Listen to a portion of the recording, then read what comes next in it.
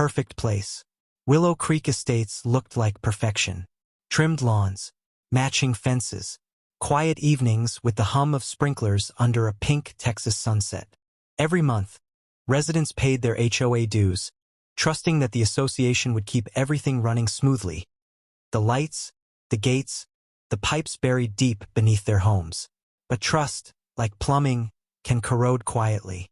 It started in Unit 117, where Maya Lawrence, a nurse, came home from a night shift to find a brown stain blooming on her ceiling. When she touched it, her fingers came away damp. At first, it was just a small drip. Then it grew into a steady trickle that wouldn't stop. She emailed the HOA office. "There's a leak coming from my ceiling. Please send maintenance." The reply came 2 days later. "We'll review it at next week's board meeting." By then, her rug was soaked, and the ceiling began to sag. Her upstairs neighbor said they had low water pressure, the first sign something bigger was wrong. The board gathered that Sunday night in the small clubhouse. 5 people sat at a folding table. Richard Ellison, the president, Laura Chan, the vice president, Tom Murray, the treasurer, and 2 other members who looked as tired as the fluorescent lights above them. Dozens of residents packed the room, holding photos of water damage, mold, and crumbling drywall. Maya stood up. "My ceiling's falling in. I've been waiting 3 weeks. Why isn't anyone fixing this?" Richard adjusted his tie. "We're looking into bids for repairs," he said smoothly. "But the cost will be significant. We may need to levy a special assessment."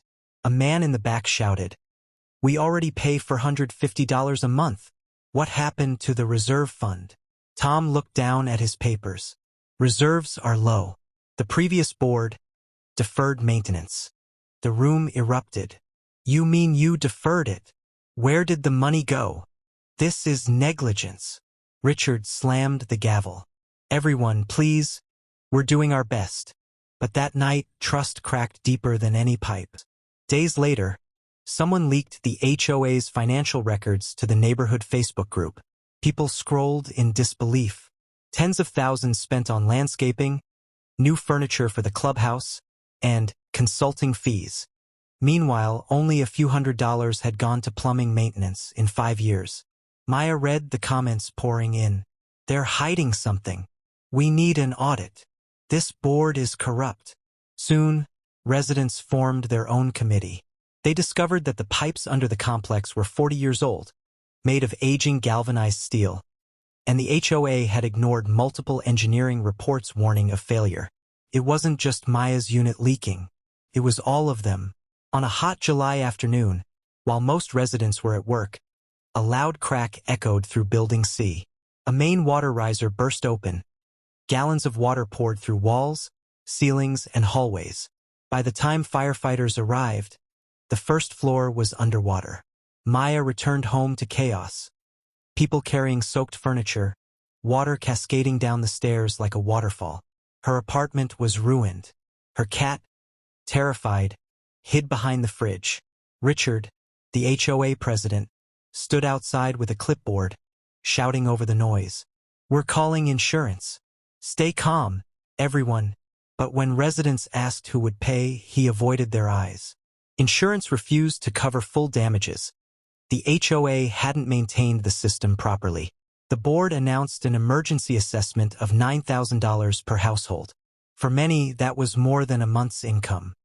The next HOA meeting was unlike any before. Over 80 residents crowded the clubhouse. Cameras rolled. Voices shook. An elderly woman named Mrs. Delgado stood, clutching a folder of receipts. "I've lived here 20 years. I paid my dues every month. And now my living room smells like a swamp. You failed us." Another resident held up the audit results. "You spent $8,000 on consulting? That's not maintenance. That's theft." The crowd demanded resignations. Under pressure, 3 board members quit that night, including the president, Richard Ellison. Police later investigated possible financial misconduct, though no charges were filed. A new board was elected within weeks, made up of residents like Maya, people who had lost everything but still wanted to rebuild. Under the new board's leadership, The HOA hired a licensed engineering firm. They replaced every major pipe in phases, negotiated better insurance, and started publishing transparent budgets online. It took nearly a year for the community to recover. Walls were rebuilt, floors replaced, and the smell of mold finally faded. Maya's unit was one of the last to be restored. The day she moved back in, she stood beneath her new ceiling, freshly painted, solid and clean, and listened. No drips, just silence. For the first time in months, she felt peace. But she also knew peace only lasts when people care enough to protect it. Epilogue: the moral beneath the surface. The disaster at Willow Creek wasn't caused by rain, pipes, or bad luck. It was caused by silence. By years of neighbors trusting too blindly. By a board that chose convenience over responsibility. In the end, the community learned the hardest truth about HOAs. When no one pays attention, even a single drip can drown everything. Moral: droplet accountability is the foundation of every community. When leaders hide the truth, even small cracks can destroy what people built together.